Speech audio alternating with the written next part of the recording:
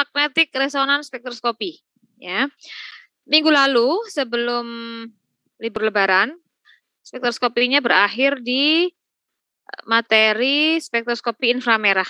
Ya, Anda sudah dikenalkan bagaimana kita memanfaatkan radiasi gelombang elektromagnetik pada daerah panjang gelombang inframerah yang bisa digunakan untuk menganalisis, ya, untuk mengidentifikasi dari suatu materi. Materi yang bisa memberikan respon pada panjang gelombang radiasi elektromagnetik panjang gelombang inframerah adalah materi molekul-molekul ya yang memiliki ikatan di mana ikatannya itu terdapat momen dipol. Ya. Jadi molekul yang terdiri atas dua buah atom yang berikatan ya dan memiliki momen dipol. Ya, dengan adanya momen dipol itu akhirnya apa? Molekul tersebut jika ya menyerap radiasi inframerah maka akan memberikan respon berupa kenaikan vibrasi getaran ikatannya. Ya, jadi kan sebenarnya ikatan itu tidak diam, tetapi bergetar dengan frekuensi tertentu. Ketika diberi paparan radiasi elektromagnetik panjang gelombang IR, maka getaran dari ikatan tersebut akan meningkat frekuensinya. Ya, frekuensi itu berbanding lurus dengan energi. Ya, maka semakin besar energi yang dibutuhkan, maka pada dasarnya berarti semakin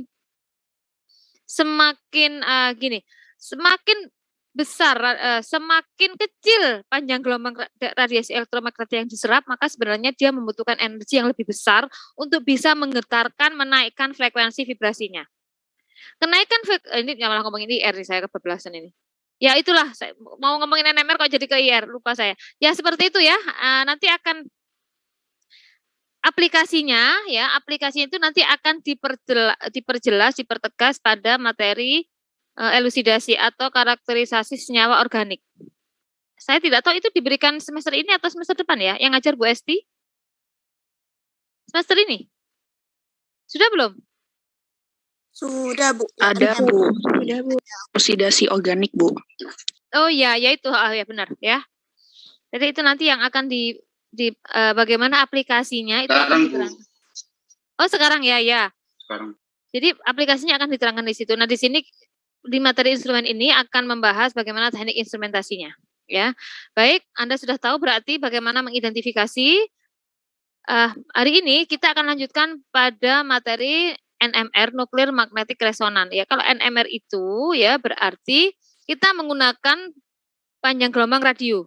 Ya, jadi radiasi elektromagnetik yang diberikan pada materi itu ada dalam daerah panjang gelombang radio. Anda sudah tahu ya ada sebaran daerah radiasi elektromagnetik dengan berbagai panjang gelombang di mana energinya itu yang diberi nama berdasarkan tingkat energinya ya. Panjang gelombang radio itu termasuk tidak terlalu besar ya energinya ya, bahkan mungkin sangat kecil ya. Itulah yang bisa digunakan untuk mengaplikasikan atau untuk mengembangkan instrumen teknik metode analisis menggunakan panjang gelombang radio tadi ya, dengan spektroskopinya, teknik spektroskopinya namanya Nuclear Magnetic Resonance atau NMR ya. Sebenarnya NMR itu sama dengan RMI ya. RMI ada enggak? Saya kok lupa namanya. Yang imaging itu loh, yang biasanya mungkin di antara Anda ada yang pernah mengalami di scan ya, scan menggunakan RMI. Jadi kalau misalkan struktur tulang belakang gitu ya, itu dengan RMI itu kita bisa lebih jelas. Ada pernah nggak yang begitu? Apa ya namanya, kok saya lupa ya. Sebentar. Resonance magnetic imaging. Nah, itu sebetulnya sama dengan NMR. Jadi kita menggunakan panjang gelombang daerah radio yang kemudian kita paparkan pada tubuh, maka dengan frekuensi yang tertentu akhirnya kita bisa menangkap struktur gambar gitu ya, memfoto apa yang bisa dilihat dengan bagian tubuh yang mendapatkan paparan tersebut. Seperti halnya ini nih. USG. Nah, USG itu kan menggunakan panjang gelombang radio, ya. Panjang gelombang suara itu yang bisa menangkap melihat isi dari rahim ibu gitu ya yang sedang hamil itu. Baik, nah sekarang NMR. NMR itu apa sebenarnya? RMI ya, Resonance Magnetic Inti.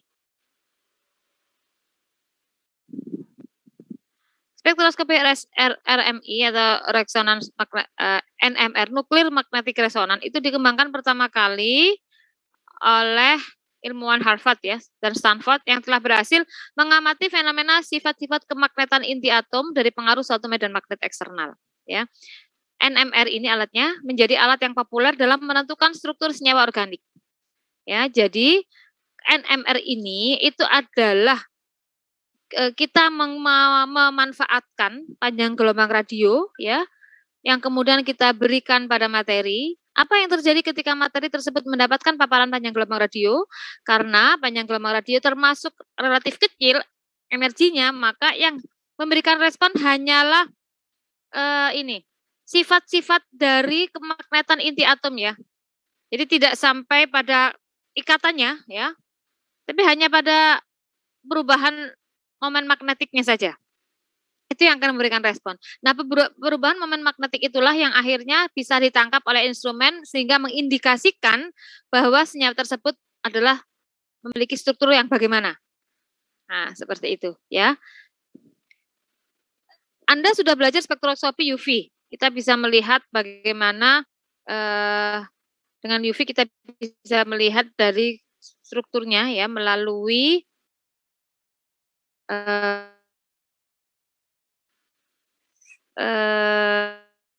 saya kok agak lupa ini karena liburan lama ini. Saya malah nanya ini ke Anda. Anda sebentar, Anda mendapatkan elusidasi, itu sekarang nyampe di mana materinya?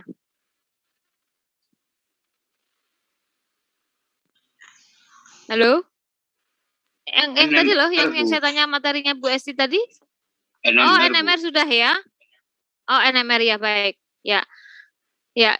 Kalau dengan elusidasi itu akhirnya nanti kita memanfaatkan beberapa metode spektroskopi yang kemudian digunakan untuk mengidentifikasi, mengkarakterisasi suatu senyawa ya. Berarti hampir sama dengan instrumen materinya ya. Maksud saya sampainya itu tahapannya sama-sama NMR ya. Nah, kembali yang tadi, kalau spektroskopi kita bisa lihat dari gugus fungsi. Kita bisa melihat dari karakteristik transisi elektroniknya ya. Jadi senyawa itu memiliki gugus apa, memiliki ikatan seperti apa, apakah ikatannya rangkap ataukah ikatannya tunggal, kita bisa melihat dari spektroskopi ultraviolet visible. Kemudian dengan IR kita bisa melihat gugus fungsi ya, karena molekul-molekul yang memiliki momen dipol itu biasanya terdiri dari dua buah atom ya, di mana dua buah atom itulah yang akhirnya menjadi karakteristik, menjadi penciri dari senyawa itu yang kemudian dikenal dengan gugus fungsi. Misalkan OH, CH, CC gitu ya, dan seterusnya. Kemudian hari ini Anda akan masuk pada NMR. Dengan NMR kita bisa melihat fenomena kemagnetan ya dari inti atom, di mana inti atom yang dimaksud adalah inti atom hidrogen. Maka dengan NMR kita bisa melihat berapa jumlah atom H dalam suatu molekul tersebut. Jadi Anda sudah punya 3 bekal pengetahuan untuk mengidentifikasi atau mengkarakterisasi atau melakukan analisis kualitatif terhadap senyawa, yaitu satu menggunakan spektroskopi UV-Vis ya. Spektroskopi UV-Vis kita bisa melihat karakteristik transisi elektroniknya. Jadi dari ikatannya seperti apa, apakah ada ikatan rangkap seperti apa ya. Kemudian dengan IR Anda bisa melihat gugus fungsinya, dan hari ini Anda akan belajar NMR. Bagaimana Anda bisa melihat jumlah atom H, letak atom H dalam satu molekul dalam satu senyawa tersebut. Ada 3. Pada prinsipnya 1, 2, 3 ini akan disempurnakan pada spektroskopi yang keempat, yaitu spektroskopi MS, spektroskopi mass spektroskopi namanya ya. Spektroskopi massa. Nah, gitu ya. Itu akan diberikan setelah NMR ini. Maka kalau lengkap 4, maka itu sudah cukup bisa dijadikan sarana ya, cara instrumen gitu ya, sarana Anda untuk mengidentifikasi ini senyawa apa. Ya, dengan spektroskopi UV-Vis kita bisa tahu karakteristik kromofornya, kita bisa tahu ikatan-ikatan yang ada dalam senyawa tersebut ya, apakah rangkap, apakah sigma, apakah pi gitu ya. Kemudian kita juga bisa dengan IR kita bisa tahu ada gugus fungsi apa di situ. Nah, dengan NMR kita bisa melihat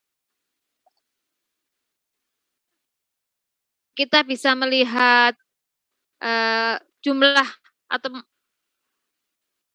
keadaan gitu ya, atau sifat dari atom hidrogennya. Kemudian dengan NMS nanti kita bisa melihat massa molekul relatifnya.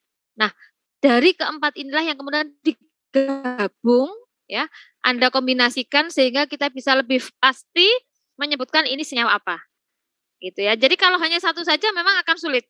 Makanya tapi diajarkannya satu-satu. Nanti kemudian di akhir Anda diberi senyawa blank gitu ya, misalnya kita nggak tahu ini senyawa apa, Anda diberi bahan, coba diidentifikasi ini senyawa apa.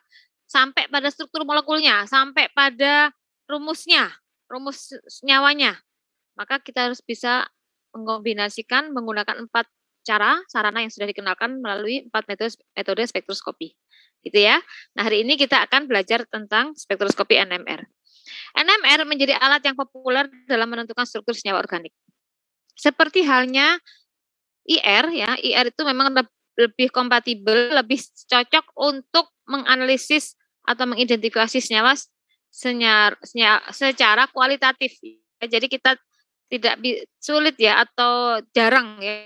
Tidak cukup akurat kalau kita ingin menentukan kadar atau analisis kuantitatif menggunakan IR. Seperti halnya juga NMR juga demikian.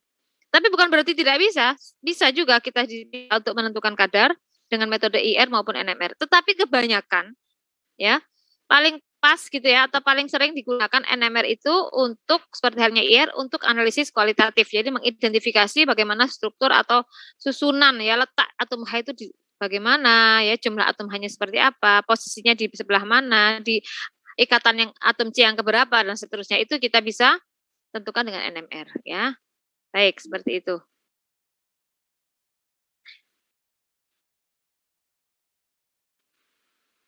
Nah, ini NMR itu paling sesuai ya, paling tepat gitu ya, cocok untuk menentukan struktur senyawa organik.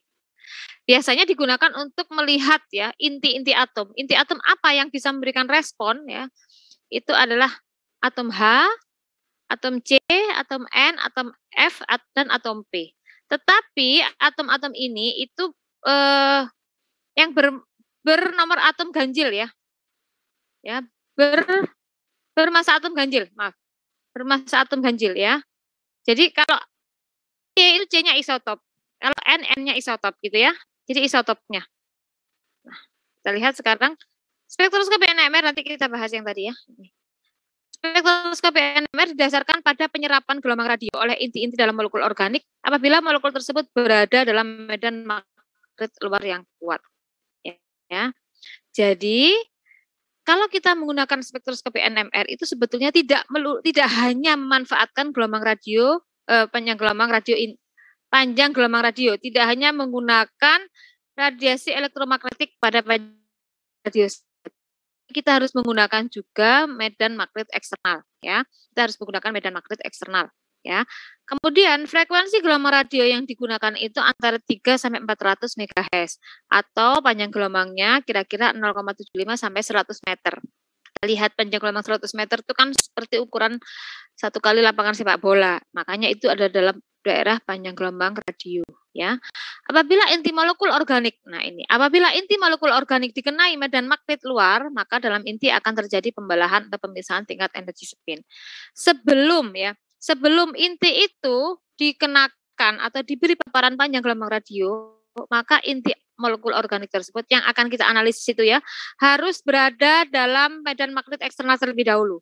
Jadi inti atom yang akan memberikan respon yang akan kita interaksikan dengan yang akan kita interaksikan dengan radiasi elektromagnetik panjang gelombang radio itu harus kita berikan atau harus kita kenai medan magnet eksternal atau medan magnet luar ya.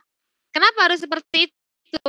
Nah, karena setelah senyawa organik atau magnet itu berada dalam molekul organik itu berada dalam medan magnet eksternal yang kuat, maka akan terjadi pembelahan tingkat energi spin. Nah, gitu loh. Kalau tidak berada dalam medan magnet eksternal ya nggak akan pengaruh. Karena kan sangat kecil energinya. Panjang gelombang radio itu kan energinya sangat kecil. Nah, karena sangat kecil kecil, maka dia perlu dibantu supaya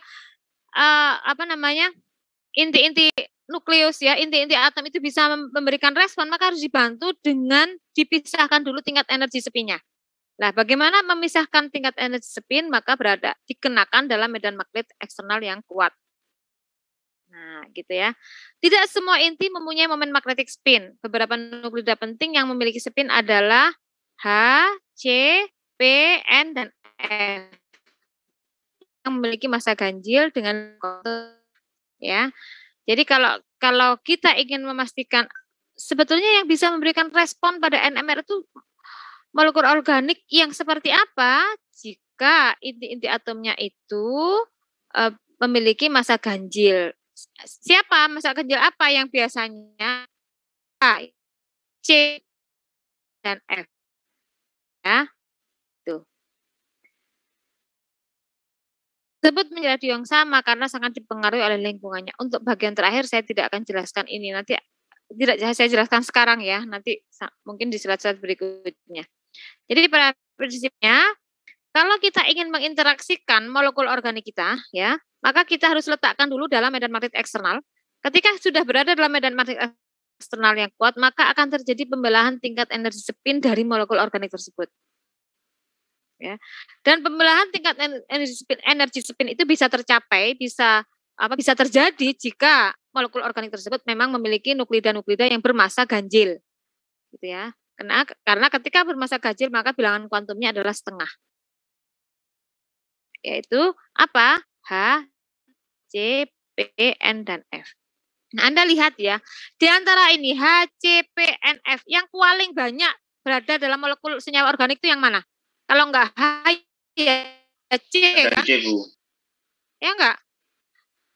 H dan C ya, senyawa organik itu apa sih? Senyawa yang makanya disebut senyawa organik adalah senyawa hidrokarbon. Ada atom C, ada atom H ya.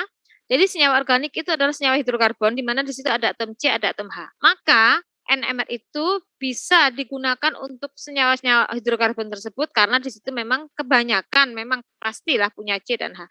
Adapun P, N, dan F itu juga bisa ada dalam senyawa organik, tapi kan tidak semua, gitu kan? Tidak semua pasti punya P kan? Nah, terus kalau yang nggak punya P jadi nggak bisa terdetek dong. Nah kan begitu akhirnya. Akhirnya memang instrumen NMR itu dikembangkan yang inti H dan C saja. Nah, ya artinya NMR itu dikembangkan untuk mendeteksi dari nuklida yang H dan C-nya. Juga C yang isotopnya, bukan C yang biasa. C itu kan ada 2 ya. Ada 12, ada 13, ya kan? Nah, terus kita tahu ini 12 atau 13 seperti bagaimana? Kita nggak tahu kalau tidak dianalisis dengan instrumen.